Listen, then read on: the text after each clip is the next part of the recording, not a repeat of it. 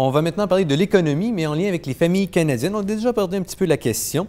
C'est un autre sujet qui est très important pour les gouvernements. Tous les gouvernements disent toujours qu'ils parlent au nom de la famille canadienne moyenne, la classe moyenne, justement. Et pour les familles, c'est pas toujours évident de joindre les deux bouts. Il y a les paiements hypothécaires pour les maisons, il y a la voiture, il y a les frais de garderie, les activités parascolaires. Ensuite, il y a économiser de l'argent pour, par exemple, envoyer son adolescent à l'université. Donc, en tenant tout ça en compte, je vous demande que devrait faire le gouvernement pour aider les familles avec le coût de la vie. Je vais commencer avec vous, Tasha. On a déjà discuté de ça. Je pense que diminuer le taux d'impôt pour les familles, c'est une très bonne chose à faire. C'est le point de début. Je ne suis pas en accord avec ce que le gouvernement a fait à date, c'est-à-dire les petites coupures, les crédits d'impôt boutiques pour des sports pour les enfants, par exemple. Non.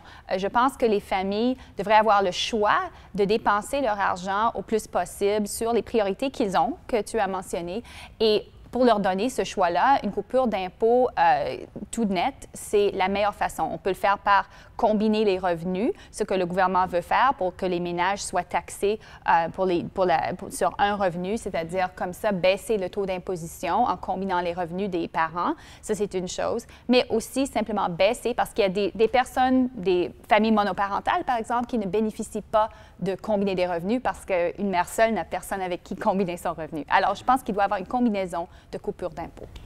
Qu'est-ce que vous en pensez, Jean-Luc? Aide aux garderies. Je ne pense pas qu'on ait besoin de baisse d'impôts. Le gouvernement taxe à peu près 10 du revenu personnel, le gouvernement fédéral.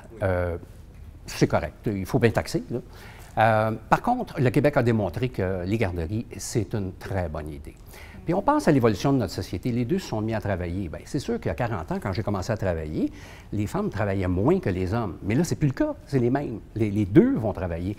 Et les Québécois ont montré que c'est un excellent investissement. Alors ça, le fédéral devrait s'impliquer là-dedans et aider les autres provinces à embarquer dans le même système. Il y en a d'autres. Les compagnies dérapent. Le fédéral s'est attaqué aux télécommunications. Je suis donc content. Enfin, on va arrêter de se faire exploiter par ces compagnies-là. Et le dernier, je ne sais pas pourquoi ce n'est pas fait encore, c'est les cartes de crédit. Ça ne se peut pas qu'une compagnie charge 20 sur un débit de carte de crédit. Il devrait y avoir d'autres moyens de faire de l'argent, là. Et si les compagnies ne sont pas assez intelligentes pour réglementer eux-mêmes, bien là, je pense qu'il faudrait que le gouvernement le fasse. Qu'est-ce que vous en pensez, Simon? Beaucoup de bonnes idées viennent d'être mentionnées. Mais je pense qu'effectivement, de doter les Canadiens et les Canadiennes d'un modèle semblable, ça n'a pas obligé d'être de la même forme, mais de service de garde que ce que le Québec a développé, je pense que c'est une bonne idée. Je pense que d'aller vers des congés parentaux étendus pour que quand les gens aient des enfants, ils puissent prendre le temps et tout ça, mais s'attaquer d'abord et avant tout à l'endettement des ménages, c'est la priorité. Les gens sont pris à la gorge. Le Canada est une exception en ce moment sur l'endettement des ménages parce que, contrairement aux États-Unis, qui ont vu un endettement très important, les gens étaient très, très endettés aux États-Unis. Ça a causé des graves problèmes, mais là, ils diminuent leur endettement. Au Canada, ça continue d'augmenter. Et ça pourrait créer des graves problèmes, selon vous? Ça pourrait tout à fait en créer. La question qu'il faut se poser, c'est quel type d'endettement? En ce moment, l'endettement à la consommation est très important. Je pense que réduire les taux d'intérêt sur les cartes de crédit pourrait être une solution, mais il faut aussi penser à un moment à quelle est la limite permise d'endettement. Comment on Qu'est-ce que le l'établit? gouvernement pourrait faire? Qu'est-ce qu'il peut faire? Oui, c'est ça. Je vais prendre... Je suis en désaccord avec vous deux parce que je ne pense pas que le gouvernement devrait ingérer dans le marché pour contrôler les taux d'intérêt sur les cartes de crédit. La personne a le choix de dépenser sur cette carte ou non. Une grande partie de l'endettement des ménages, c'est justement à cause du fait que les prix des maisons ont augmenté d'énormes façons. Pourquoi? Parce que les taux d'intérêt sont tellement bas pour obtenir une hypothèque. Ça, le gouvernement, c'est la Banque du Canada qui règle les taux de l'intérêt, pas le gouvernement comme tel. Mais tandis que les taux d'intérêt sont bas, les gens vont s'endetter et vont acheter trop de maisons pour le revenu qu'ils ont. La consommation, c'est autre chose, mais là encore, on n'a pas tous besoin d'avoir 2 autos ou de grandes télés.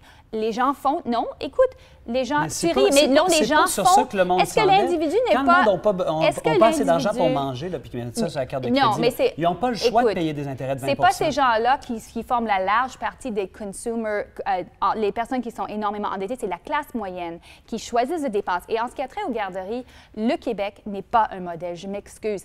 Pourquoi pas? Le coût du programme a augmenté de façon énorme. Depuis le début, ce n'était pas prévu. Deuxièmement, il y a des énormes listes d'attente et les tests qui ont été faits sur les enfants, parce que moi, j'ai une enfant de 4 ans Et je ne l'ai pas envoyée en garderie parce que je ne pensais pas que c'est la meilleure chose pour elle, pour son éducation et pour son développement social. Et on regarde les résultats des enfants. C'est une étude qui a été faite par le Cyrano au Québec. Les enfants au Québec, 4 ans, 5 ans, ne sont pas meilleurs à l'école parce qu'ils sont allés en garderie, ils sont pires.